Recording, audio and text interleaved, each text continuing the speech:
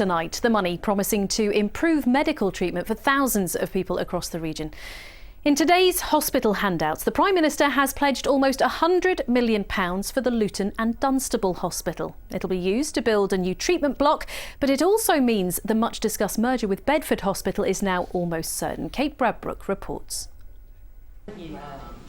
Just a day old and born at 24 weeks, Nadia and her twin Alex are being cared for here at the Luton and Dunstable Hospital's NICU. This is what's called a Level 3 centre. The very smallest babies are treated here. But the building itself urgently needs updating. Up until today, the hospital didn't have the money. Now, though, it's been given £100 million by the Department of Health. We've been waiting for this for a very long time.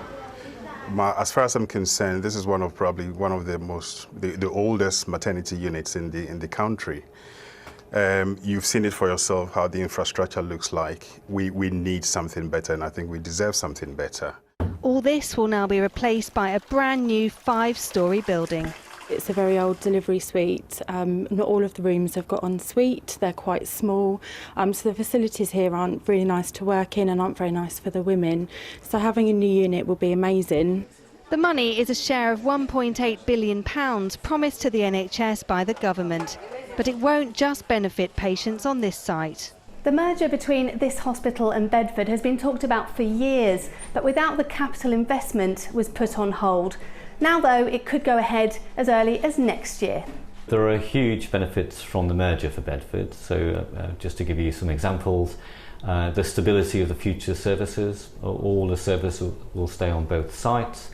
We're going to get a joint pathology service. We're able to bring about 7-day services for patients. Back in the NICU, and the twins are under the watchful eye of Dad. They're likely to be here for the next 3 or 4 months. While the cash won't benefit them, the new facilities could be up and running in the next few years. And Kate's with us tonight. Kate, I'm sure there would be a lot of hospitals across this region who would say that they too were desperate for this kind of investment. Why has Luton got it and the others have missed out? Well, Jenny, it depends who you ask. And of course, some would say that if Boris Johnson were to call a general election, then he'd need to win over some Labour lands. And that's exactly what Luton is. Also in Bedfordshire, we've got some influential MPs like Andrew Selous, who's on the Health and Social Care Select Committee, and he's been campaigning hard for this investment for years.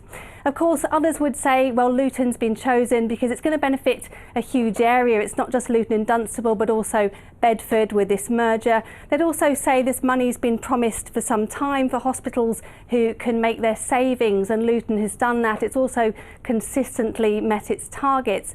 But of course, that's no consolation to other hospitals in our area, such as the Princess Alexandra in Harlow and also Northampton, because they've missed out, and of course they'll be hoping that their day will come sometime in the future. Kate, thank you.